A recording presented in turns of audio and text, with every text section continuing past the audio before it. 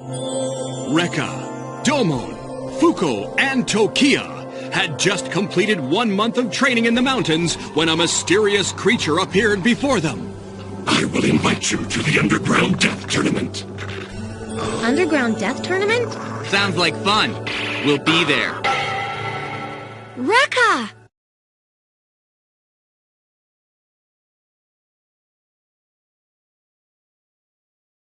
Mabuti pa, sabihin mo sa amo mo na gagawin kong basa ng pagbumukha niya. Pangas kang talaga! Wala kang karapatang insultuin si Master Kuray! Naman, para iniinsulto ko lang, nagalit ka na agad. Siguro dapat tayo munang dalawa maglaban. Hindi kita mapapatawad! Wow, seryoso ka na ba talaga? Rekka, ano ba yung tatong sa braso mo? Nakontrol ko na yung dalawa sa mga dragon. Pero yung ani medyo may katigasan pa ng ulo eh. Hanggang ngayon pakipot pa rin.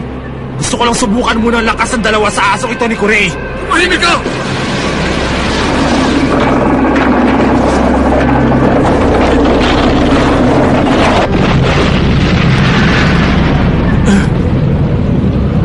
Tatamaan tayo! Takbo na! Ano na tayo? Akong bahala! Rekka!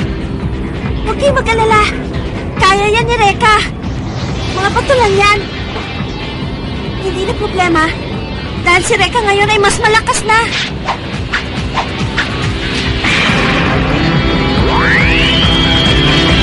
Bayuno-en, Flame of Dragons! Gawin mo na, First Dragon Saya! Yeah!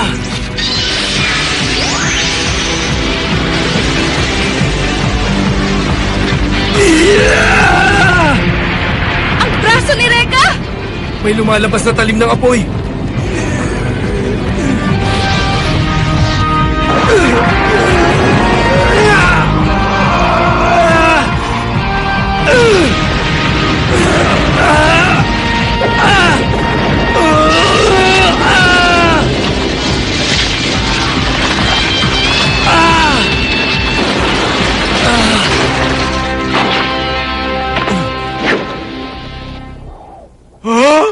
Ang bangis nun ah! Tapos na ang oras ng paglalaro. Bakit hindi kayo magpakita ng mga mukha sa harapan ko? Gusto niyo pang masaktan, ha?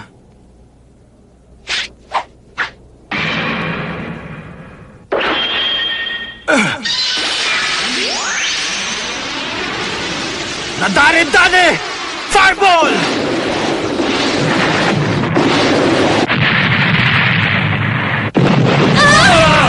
Ang bangis!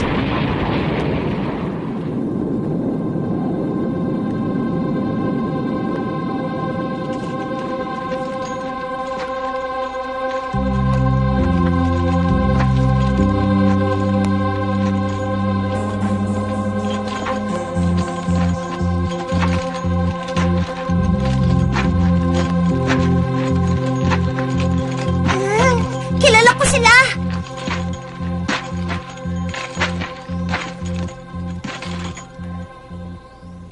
Ang dalawa ay kasama sa assassin squad ni Kuya Kurei, si Genjuro at si Brescio.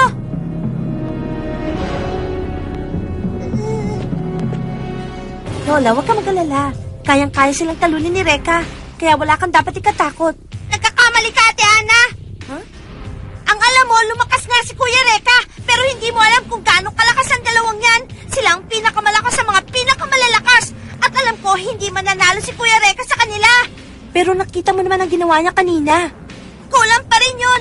Kung talagang gugustuhin ni na Genjuro at Brescio, kaya nilang patay si Kuya Rekka.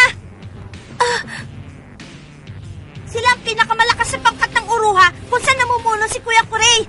At wala na tayong magagawa pa. Dahil pag hindi tayo sumali sa paligsahan ng Urabutos at Sujin, siguradong kamatayan para sa ating lahat.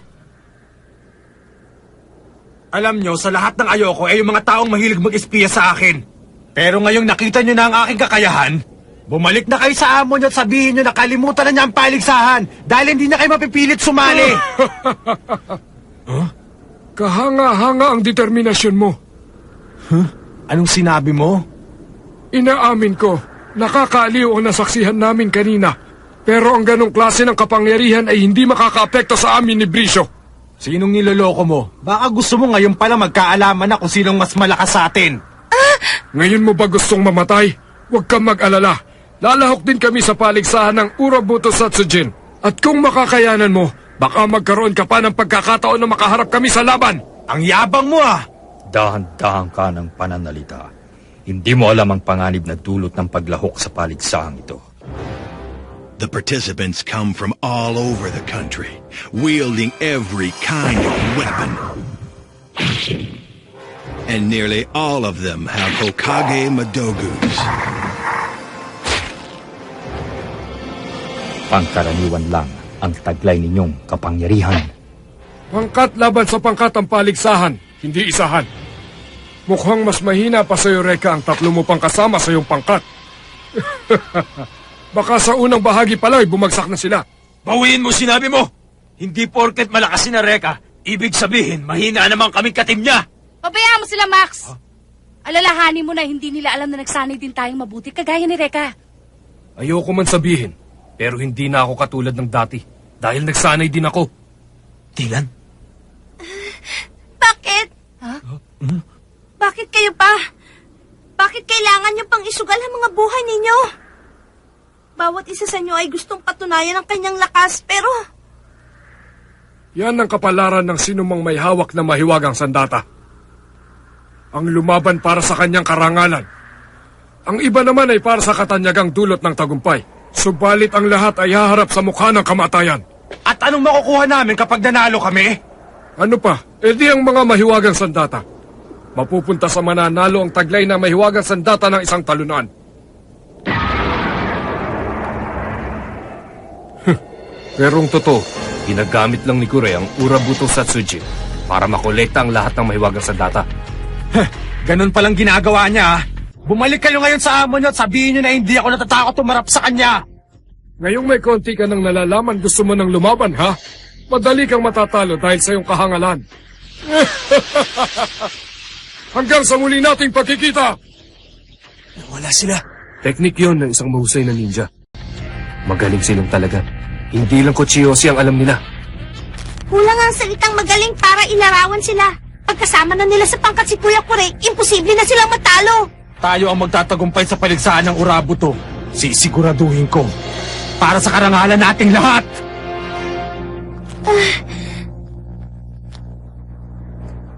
Ang mga paanyaya ay pinadala sa iba't ibang mandirigma na lalahok sa paligsahan ng Urabuto Satsujin. Maging si Lorcan ay nakatanggap rin.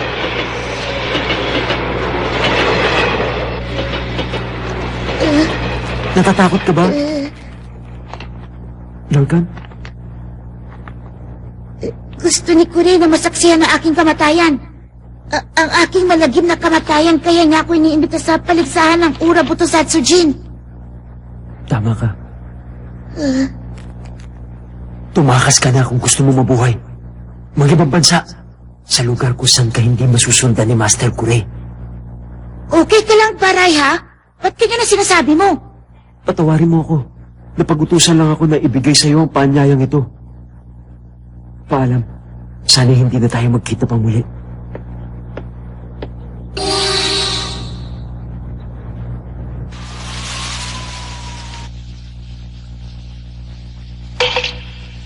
Sasali kayo? Sa paligsahan? Yan lang ang tanging paraan. Ginagamit ni Kure ang paligsahan upang makalap ang lahat ng mahiwagang sandata. Mga sandatang nilikha ng aking mga ninunot dapat kong protektahan. Maaari nga. At hindi siya titigil hanggat hindi niya nakukuha ang lahat ng sandatang ito. Hindi kami makakapayag na magpatuloy pa siya sa ganitong mga gawain. Ano po bang inaalala niyo, Miss Kagero? Hindi ba binigyan mo naman kami ng mga mahiwagang sandata na maaari naming magamit? Kaya lang, ngayon ay haharap na kayo sa tunay na panganib at lubhang natatakot ako para sa inyong kaligtasan. Huwag kang mag-alala, inay. Pero tama siya. Hindi mo mayaalis sa amin ang hindi mag-alala. Hindi ko kasi maintindihan kung bakit kinakailangan niyo pong lumaban sa mga masasamang taong yan. Kung ako lang masusunod, hindi ko na kayo papayagang sumali sa paligsahang yon. Prinsesa? Sandali lang, Ana. May mga hawak na rin kaming sandata na Hokage. At kahit hindi kami sumali sa paligsahan, tiyak na hindi nila kami patatahimikin. Kung kinakailangan lumaban, gagawin ko sa isang patas na arena. Saka okay na kami ngayon. Dahil kasama natin sa pangkat si Dylan Mikagami. Huwag kang masyadong lumapit sa akin. Magkasama lang tayo sa pangkat pero hindi tayo magkaibigan.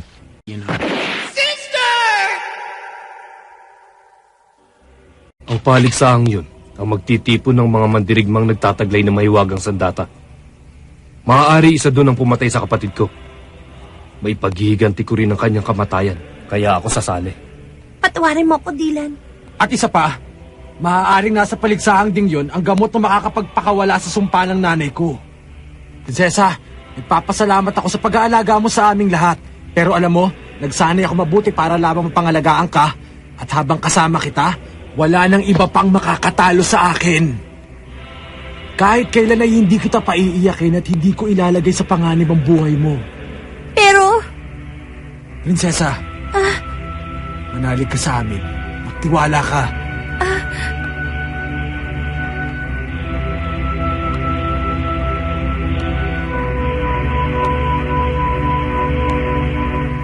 Sana'y magtagumpay tayo. Okay! Simulan na ang laban! Umanda ka ngayon, Kuri! Lahat sila magigiting.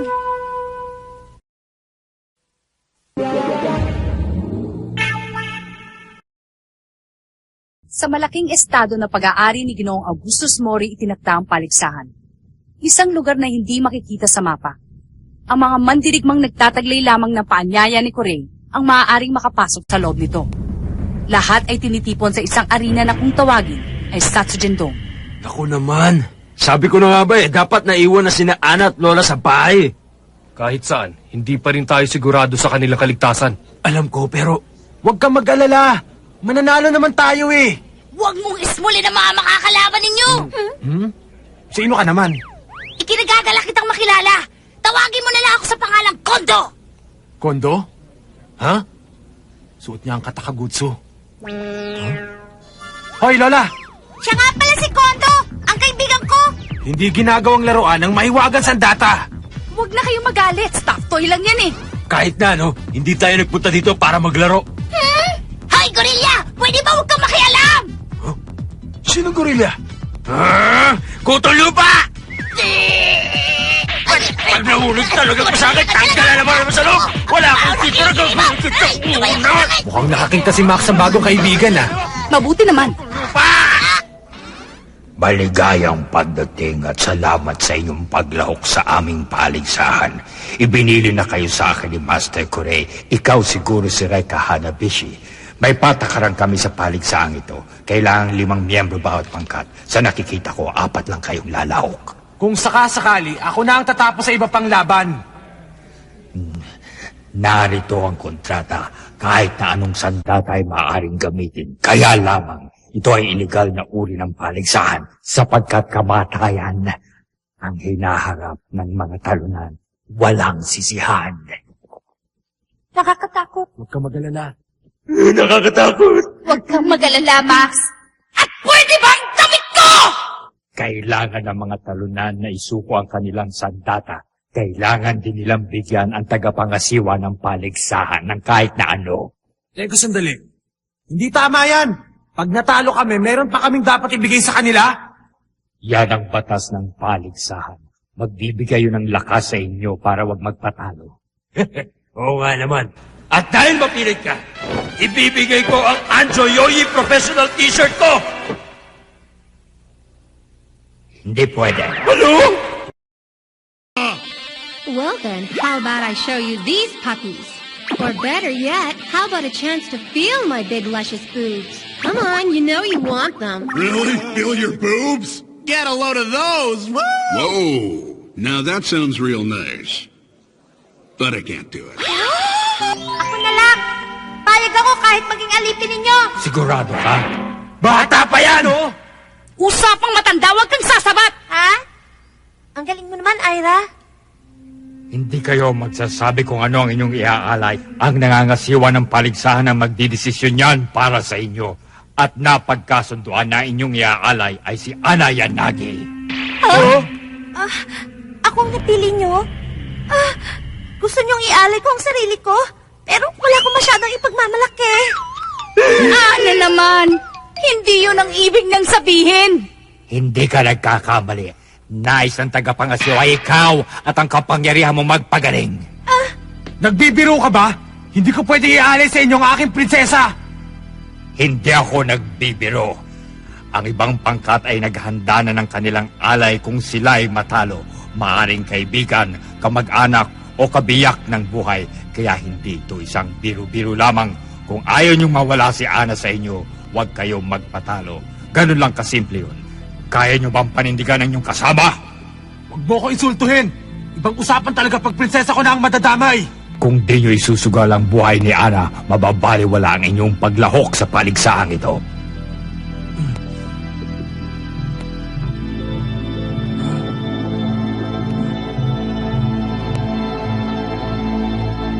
Prinsesa, anong sinasabi mo? Pumapayag na akong maging alay ninyo. Ha? Ano? Anong ginagawa mo, prinsesa? Tama na. Gusto ko rin naman makatulong. Ayokong manood na lamang habang kayo naglalaban. Natatandaan niyo pa ba? Nung iniligtas niyo ako nun sa palasyo, ako lamang ang walang nagawa para tulungan kayo sa pakikipaglaban. Pero ngayon, pwedeng-pwede na rin akong makipaglaban kasabay ninyo. Naniniwala ako sa inyong kakayahan at alam kong hindi kayo matatalo. Pero, prinsesa, pag-isipan mo itong mabuti. Huwag ka mag-alala, Reka. Hindi mo na mababago ang desisyon ko. Kung nagawa niyong isugal ang inyong buhay para sa paligsahang ito, ganun din ang nais kong mangyari. Hindi na ako magdadalawang isip. Prinsesa. Mukhang nagkakasundo naman ang lahat. Ngayon, oras na para sa ating munting pagsubok. Malalaman natin kung handa nga kayo para sa paligsaang ito. Noong una ay hindi rin ako makapaniwala na ang isang tulad mo ay makakatapat sa husay at galing ni Master Corey. Maaring tiyamba lang ang nangyari. Ikaw ang bahala. Tutal sukan-sukan na ako sa pagbumukha mo eh. Pagsisisihan mo pang iinsulto mo sa amin!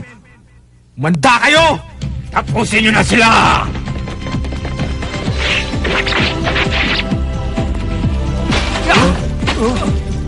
Kung gusto niyo ng mamahinga, sabihin niyo lang sa akin.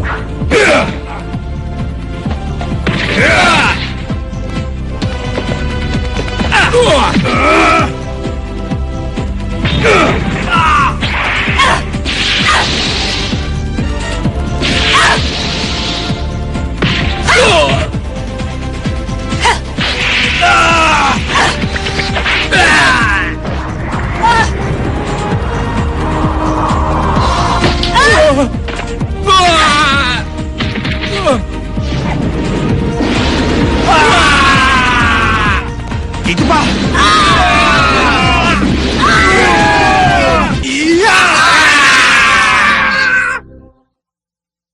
Sa bagay, napakadali para sa kanila na tapusin ang mga hangal na yon.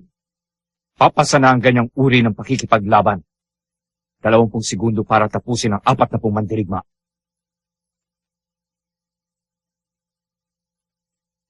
Sinabi na wag mo kaming insultuhin eh. Ang galing! Bilib na ako sa inyo lahat! Mahusay pala kayo! Hindi nga masama. Dahil nakapasa na kayo sa pagsubok, maaari na kayong lumako.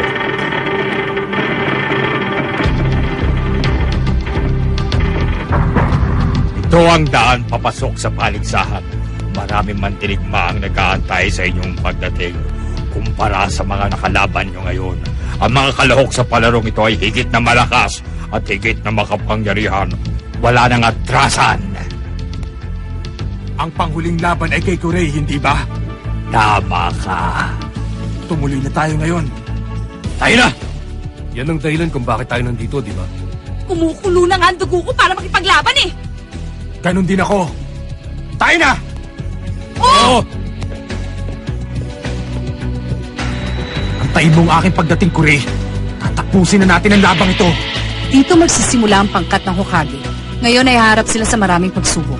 Mga mandirigmang pinaghusay ang bawat kakayahan. Sa pagkakataong ito, wala nang atrasan. Ang paligsahan ng Urabuto Satsujin ay sisimulan na.